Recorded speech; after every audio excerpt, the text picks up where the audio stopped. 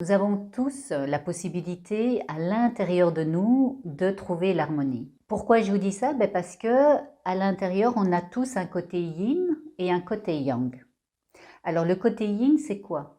Le côté yin, c'est quand on est dans la compassion, c'est quand on est dans le recevoir, c'est quand on est dans l'écoute, c'est quand on est dans un côté plus passif. Et le côté yang, c'est quand on est là plus dans l'action, qu'on va structurer, qu'on va analyser, qu'on va gérer les choses. Donc là, on est plus dans un côté plus dynamique. Et donc, à l'intérieur de nous, il y a ces deux personnages qui sont là, ce côté yin et ce côté yang. Alors pourquoi la plupart d'entre nous, on sent qu'on a un déséquilibre à l'intérieur? Eh bien, souvent, c'est parce que il y a la vie qui est très stressante. Puis, il y a aussi la possibilité, c'est que lorsque vous étiez dans le ventre de maman, eh bien, maman, papa ou les deux avaient déjà une idée sur le sexe. Donc, vous reprenez déjà ce ressenti-là. Et puis aussi, il y a les aléas de la vie qui font que, eh bien, on va utiliser plus un personnage que l'autre. Et donc, si je parle de moi, eh bien, moi, c'est vrai que déjà à la naissance, je me suis retrouvée entre la vie et la mort. Et puis en 2008, eh bien, j'ai perdu mon mari, ce qui fait que je me suis retrouvée seule à élever les enfants et puis à faire face à toutes les situations qui arrivaient quand on vit un décès. Et donc, si je reprends rien que ces deux informations-là, vous pouvez déjà comprendre que moi, j'étais beaucoup plus sur le côté yang que sur le côté yin. Et donc, d'ailleurs, moi, j'appelle mon côté yang, j'appelle ma guerrière. Alors, ma guerrière, c'est pas celle qui fait la guerre, c'est celle qui fait face aux situations, qui gère, voilà, qui bouge et qui met des choses en place. Donc, c'est dans ce sens-là que j'appelle ma guerrière. Et donc, c'est vrai que moi, eh bien, pendant plus de 50 ans, j'ai tout le temps utilisé ma guerrière. Ce qui fait que, il y a 3-4 ans à peu près, eh bien, elle était épuisée, ma guerrière. Elle était tellement au devant de la scène, elle était tellement toujours en première ligne que, à un moment donné, elle m'a dit stop.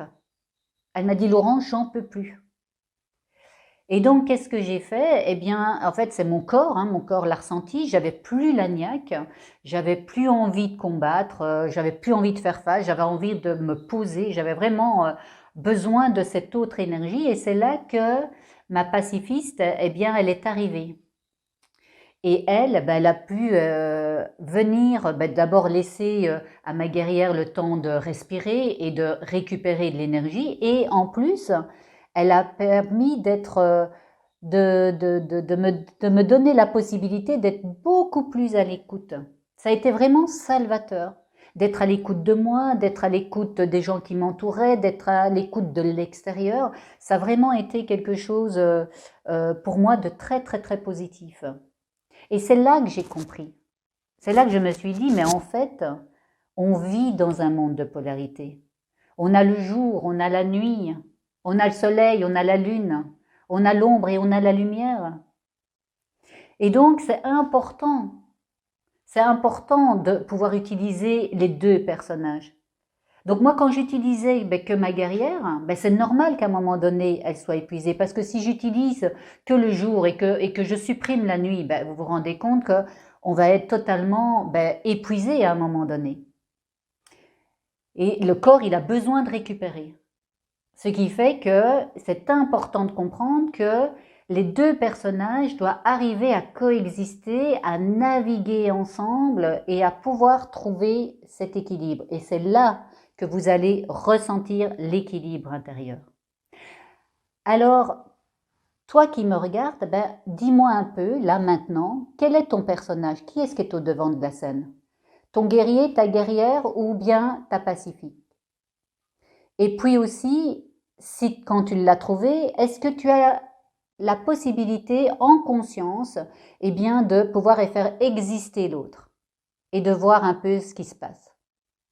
Et puis ensuite, alors partage-moi ce que tu as pu voir et ce que tu as pu ressentir et puis soyons dans cette communication, toi et moi, et ça sera déjà un grand pas et pour toi et pour moi et puis j'aurai un plaisir de te lire. À très vite.